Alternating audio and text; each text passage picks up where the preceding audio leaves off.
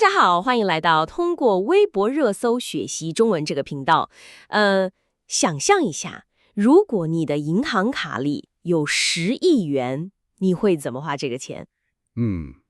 肯定会买大房子或者买跑车吧？对，正常人都会这么想嘛。但是在2026年4月1日，微博上有一个话题排到了第一名，搜索量超过了100万次，大家都在讨论一个叫张雪的大老板。哇，超过100万次，这么火？是的，因为他有10亿元，可是他每天用的手机只要2000多元的华为 nova， 而且屏幕还是碎的。今天我们就来深入看看，为什么一个这么有钱的人却过着这么穷的生活。这个现象确实让人觉得很不可思议。新闻里不仅提到了他不换手机，其实他平时只穿100多块钱的工作服，然后吃饭也是在路边的小店。路边摊，10亿富豪吃路边摊。没错，而且他每天上下班，只骑一辆很旧的小踏板摩托车。更让人吃惊的是，他甚至连汽车驾照都没有。等一下，连汽车驾照都没有，这听起来太反常了呀！就好像一个世界顶级的厨师，每天自己只吃便宜的方便面，却花几百万去买一把做菜的刀。专家，他赚了这么多钱，到底花到哪里去了？这个比喻很好，他的钱全花在了那把刀上，就是他自己坚持研究和开发的摩托车上。我们可以看几个数据。2025年，他的公司为了研究新车，花了6958万元。哇，快7000万了。对，而且为了测试零件，他甚至愿意扔掉上百套做坏了的模具。公司花钱做研究我很理解，但是我看到资料上说，他自己每年还要花2278万元来坚持研究摩托车发动机。是的，完全是用他私人的钱。公司难道不能出这笔钱吗？他为什么要用自己私人的钱？这是一个非常重要的问题啊。这其实说明了他对核心技术的绝对要求。很多时候，我们买贵的东西是为了让别人觉得自己有钱，这叫面子。对，中国人很看重面子嘛。没错，但是张雪不需要向任何人证明自己。他用私人的钱去研究，是因为他不想为了公司的短期赚钱目标去降低要求。他把所有用来买面子的钱都放在了创造真正的技术上。原来是这样，我也看到大部分网友非常佩服他，大家觉得这才是真正的富豪，眼睛里只有梦想，完全不在乎别人的眼光。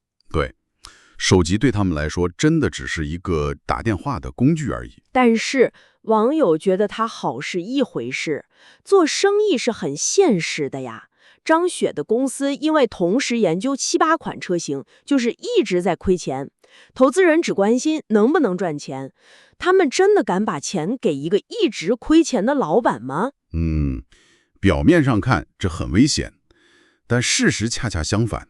就在2026年初，浙江的国资旗下浙创投，给了他们9000万元的投资。哇，9000万！对的，这让他的公司价值达到了10.9亿元。为什么呢？公司一直在亏钱，投资人到底看中了他什么？因为投资人非常聪明，他们看到的不是张雪在乱花钱，而是他在建立一座技术保护墙。技术保护墙，就是说别人进不来。没错，在这个行业，如果你只做表面好看的东西，别人很容易就能学走。但是张雪把几千万砸在那些坏掉的模具和发动机上，他其实是在用钱买别人学不会的核心技术啊。我懂了，这些亏掉的钱变成了公司最大的价值。就是这样，投资人相信他的这种眼光，就像一句网友的精辟评论：19岁的张雪一定会为39岁的张雪感到骄傲，因为他用行动坚持了最初的梦想。这句话说得真好。他不是不爱花钱，他只是把钱花在了能带来真正价值的地方。这种反消费主义的纯粹精神，把所有精力放在自己热爱的事情上，真的让人很受启发。是的，非常难得。所以，屏幕前的你，我想问问你，如果你有了10亿块钱，你会怎么花？你会像张雪一样，为了一个爱好或梦想，放弃物质享受吗？欢迎你在评论区留言分享看法。没错，如果你想听我们聊其他微博上的热门话题，请在评论区告诉我们。你的留言，可能会成为我们下一期音频的主题。感谢大家的收听，记得点赞这个视频并订阅我们的频道，这样你就能听到更多这样真实的中国社会话题。另外，你可以在视频下方的简介链接中收听完整的播客，并学习今天音频里的重点中文词汇。我们下次见。最后留给你一个全新的问题去思考：如果一个人把100%的精力都放在了追求一件上，这是否意味着他必须放弃生活的平衡？为了获得这样巨大的成功，这种不平衡是不是一种必须付出的代价呢？好好想想吧。